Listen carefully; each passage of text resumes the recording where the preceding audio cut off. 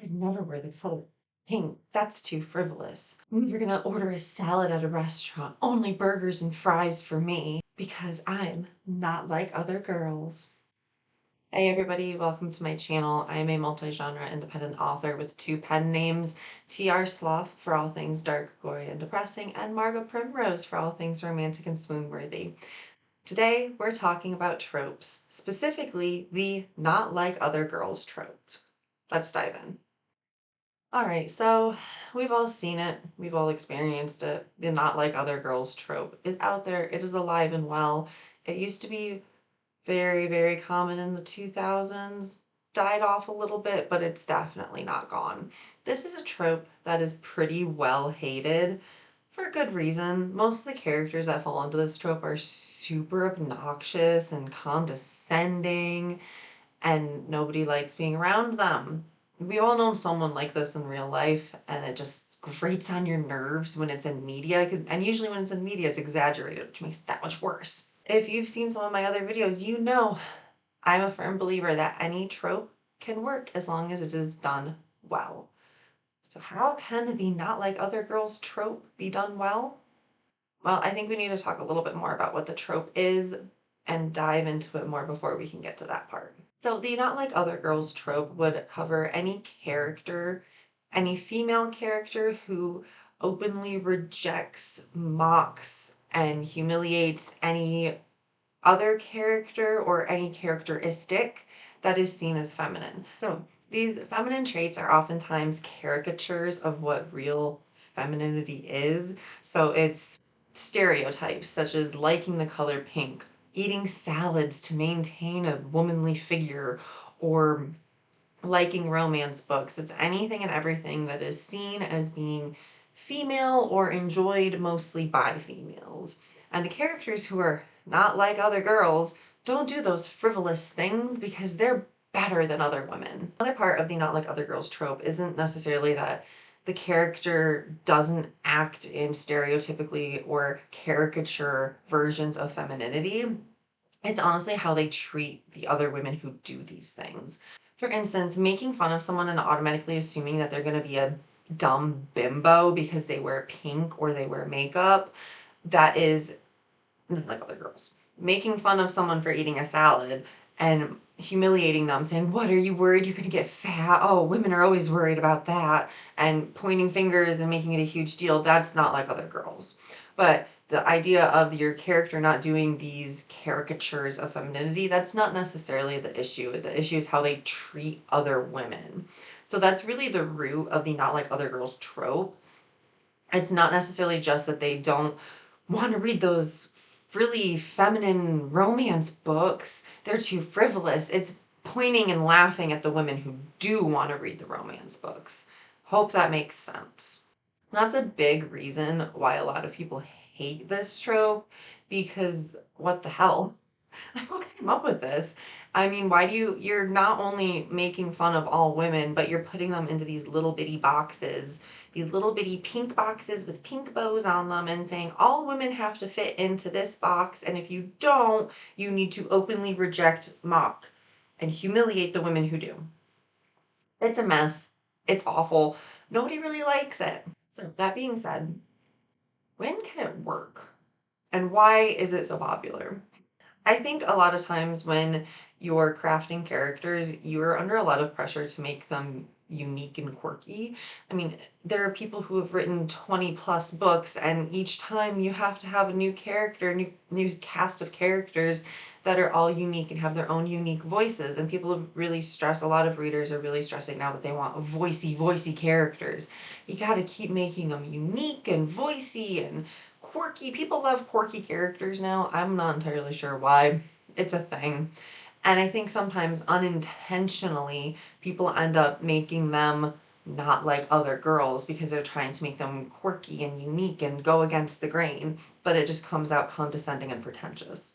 So that's one aspect. I don't always think that it's done intentionally to mock women or feminine things.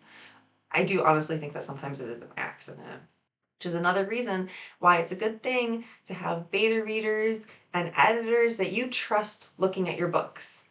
I do think another part of this trope is that when you're an adolescent, you're going through puberty, you have a lot of things that have been pushed on you, like, oh, you're a girl, you should do ballet, or you should always wear pink. And I don't know about you, when I was growing up, all of the clothes my mom picked out for me were brightly colored and pastels and pinks, and I couldn't get away from it. My room was painted pink. I was given pink teddy bears for basically every single one of my birthdays. It got to a point where I had had enough. And so I think it can be normal when you hit a certain age to openly reject those things that have been pushed on you from a very young age. So I think if you have young characters, the not like other girl trope just be sort of a natural expression of adolescence and the expression of frustration that you're not in charge of your own life. I don't know anybody who's gone through puberty and didn't feel like that. So I do think I've read some books where the not like other girl was a teenager and she ended up, as she was going through the story, she grew and she learned and she had her eyes open and she's like, oh yeah, the cheerleader actually isn't awful, she isn't evil, we can get along. And just because this person looks frilly and put together doesn't mean she's the devil incarnate. And it doesn't always have to be teenagers either. I mean, there are definitely people who go into adulthood who haven't fully matured and moved past certain points like that. So, again, I think the not like other girls trope can be seen as a growth opportunity for your characters. And there's nothing wrong with that. I mean, I think what makes good characters good is that they're flawed and that those flaws can be realistic. I mean, the other point is that not every flaw is going to always be fixed in every character. I mean, you have bad characters in books who are supposed to be the villains or the antagonists, whatever you want to call them. So if it's an antagonist and these character traits are shown in a negative light, even if it's not the antagonist, even if it's the protagonist, and this behavior is exhibited, but it's cast in a negative light, I think that can also be acceptable. Because let's be honest, not every character is going to be 100% agreeable. Not every character is going to be a saint. And I think that's okay. I don't think there's anything wrong with that. I think it's actually what makes certain books really, really likable, because you can see these awful characters or you can see these well-rounded characters who have good parts and bad parts. And maybe acting not like other girls is the bad part of that person, of that character. So again, I don't necessarily think it should always be a hard stop, never have this trope. I think it really does depend on how it's portrayed and whether or not that's part of their growth and their character arc, especially if it's a YA book about an adolescent.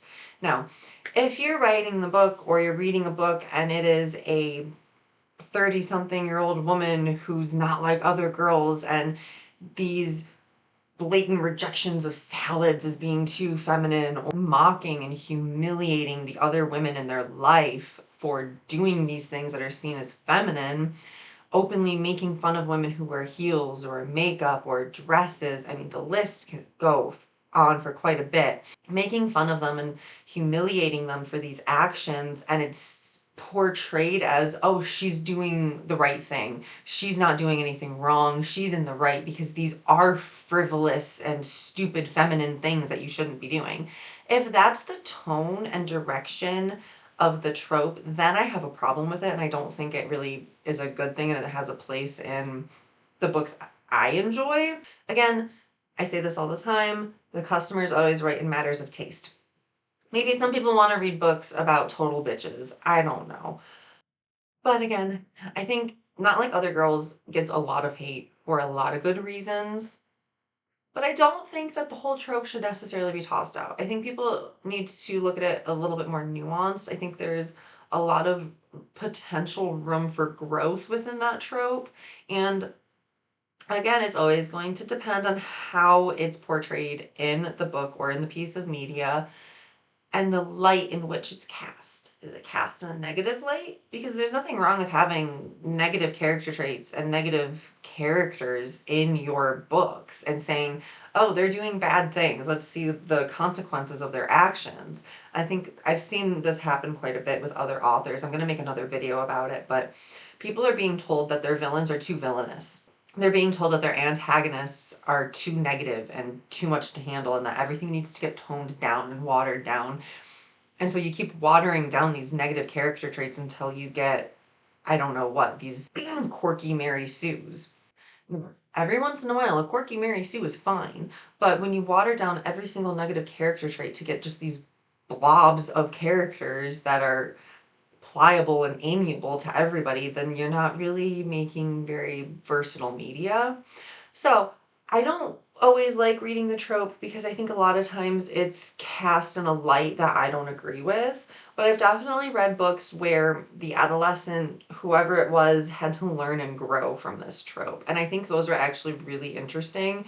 And I think those would be great for YA themes to explore. So this video has been a little bit shorter. My trope videos are going to be on the shorter side compared to some of my deep dives on publishing and the book community behavior, but sometimes a shorter video is nice, especially when it's cold and I'm grumpy and I don't want to be on camera. So some other tropes that I'm going to be making videos on are going to be the pregnancy trope and enemies to lovers. If there's a specific trope that you want me to talk about, go ahead and let me know in the comments. I only do videos about once a week, so it might take me a little while to get to your suggestion, but I do want to talk about anything and everything that you're curious about or have thoughts on. And also, please let me know your thoughts on the not like other girls tropes and things that you think work or don't work in it. Thanks for watching. I'll see you next time.